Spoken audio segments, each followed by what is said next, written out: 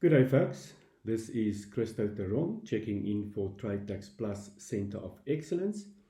In this second video dealing with the COVID-19 implications, we're going to look very quickly at what legislation has been issued with regards to tax relief measures and what those measures are, without looking into the detail. The detail you can find in the legislation and the explanatory memorandum, and that will give you more than ample information. But the purpose of these videos, the purpose is to provide context. So hopefully this will assist in that regard. Now, the legislation that was issued was the Disaster Management Tax Relief Bill of 2020, still in draft form, but it will become final legislation once the consultation process has been completed. And then the draft Disaster Management Tax Relief Administration Bill, and you would expect the two bills to come together to be issued together. The one bill dealing with the money issues, the money bill, and the other bill dealing with the administration, the physical what of the execution of the money bill.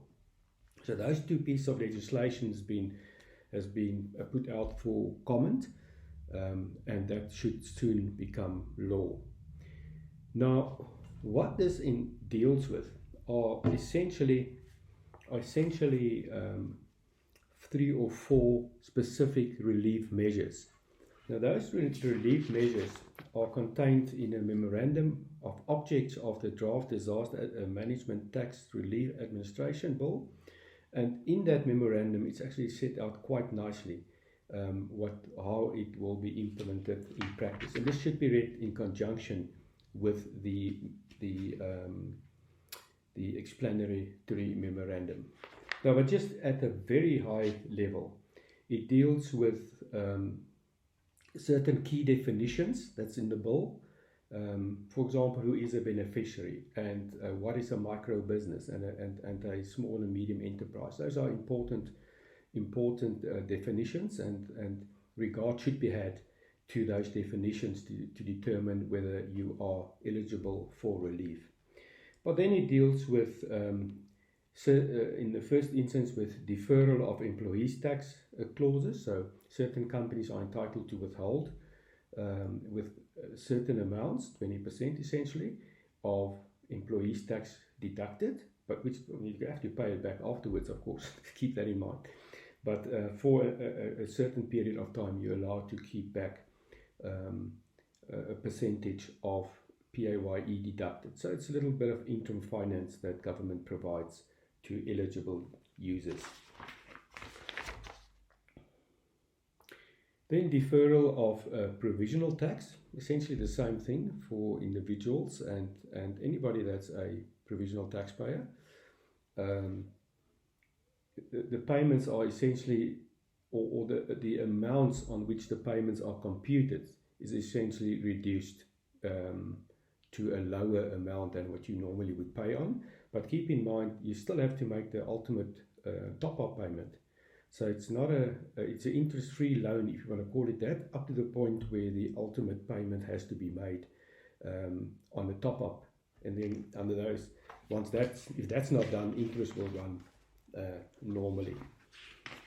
But all the detail is in the documentation. You can just get that on the SARS website and read through that. There's also ample examples in there as to how it should be applied in practice. And then there's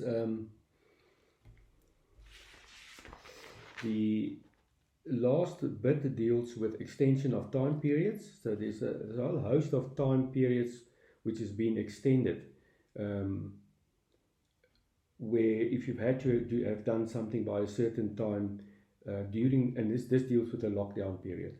During the lockdown period, essentially time is frozen, if you want to call it that. So all those time limits are suspended. The interesting one there, though, just to keep in mind, is the time for lodging objections, and that's great for you. but also the time period in which assessments prescribe. So if you've had an assessment which you've been waiting for diligently to prescribe, because there might be something that may cause those assessments to be reopened, and it happens to fall within the time period of the lockdown, then you're going to have to wait just a little bit longer for those assessments to prescribe. But that is the purpose of the relief legislation, and that's all it is. It doesn't cover VAT, as you have seen, except for the purposes of certain extensions. Now, one extension that's been provided for from a VAT perspective is when you export goods in terms of a direct and indirect export. They've given an additional 3 months within which those goods must be exported. But that's time frame benefits or relief. It's not a monetary relief. So from a VAT perspective, nothing else.